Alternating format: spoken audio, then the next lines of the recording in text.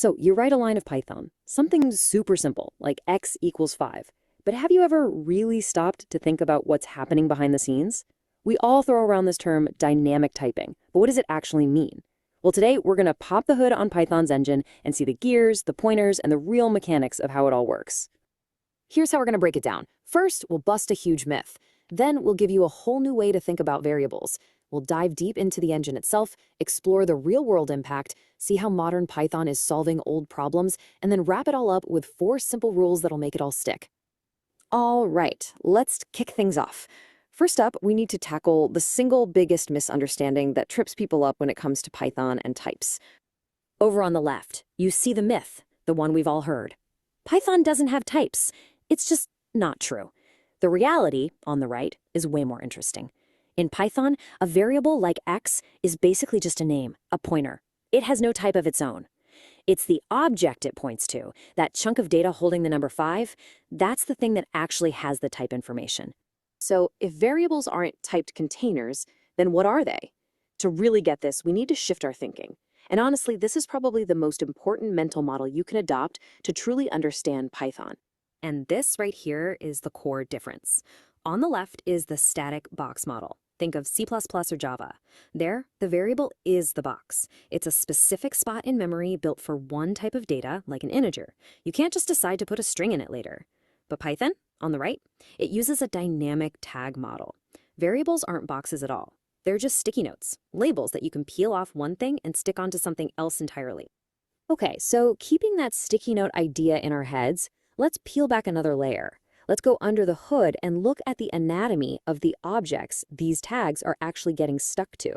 This is basically the DNA of every single object in Python.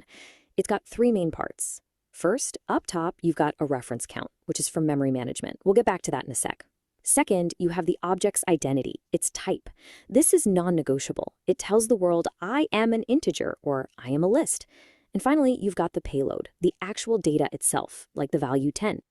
So with that in mind, what's really happening when you reassign a variable? This shows it perfectly. You start with x equals 10. The Python engine creates an integer object and slaps the x sticky note on it. Then you say x equals hello. You're not changing that original integer. No way. You're just peeling the x label off of the integer and sticking it onto a completely new string object. The old integer is now abandoned, just floating there. And what happens to those abandoned objects? Well, that's where reference counting comes in. It's Python's cleanup crew. So in phase 1, you see an object has 2 tags pointing at it, so its reference count is 2. Then in phase 2, we peel one tag off and the count drops to 1. Phase 3 is the key. We remove the last tag. The moment that count hits 0, the Python engine knows nobody needs this object anymore, and poof, its memory is instantly reclaimed. Okay, so that's the mechanics. But what does all this mean for us, the developers writing code every day? Let's talk about the real-world consequences. The good, the bad, and the ugly. This table nails the trade-offs. With static languages, type checks happen at compile time, before you even run the program. With Python, it all happens on the fly, at runtime. In static land, the variable is the typed container. In Python, the object holds the type. This makes Python incredibly flexible and fast to develop with, but it has a downside. You often don't discover a type error until your code is actually running, which can sometimes be a nasty surprise. Now, this is a really important distinction. People often mix up dynamic with weak, but they're not the same thing. This grid clears it up. A language like JavaScript is dynamically and weakly typed. It'll try its best to make sense of adding a number and a string. But Python? It's dynamic and strong. If you try to add the number 1 to the string 1, Python won't guess. It'll just stop and raise a type error, because it strictly enforces those object types at runtime. And this strong but dynamic nature leads us to a core Python philosophy, duck typing. You know the saying, if it walks like a duck and it quacks like a duck, then it must be a duck. The Python engine really doesn't care what an object's official type is. It only cares about what it can do. Does it have a .quack method? Great. Does it have a .fly method? Perfect. Its behavior is way more important than its formal class. But this tag model has one major pitfall that bites developers all the time, the shared reference trap. So look, you create a list, x equals 1, 2, and then you say y equals x. You might think you've made a copy, but you absolutely have not. All you've done is stick a second label y onto the exact same list object. So when you change the list through X, say you append a 3, Y sees that change too, because both labels point to the very same object in memory. Of course, all this amazing flexibility isn't free.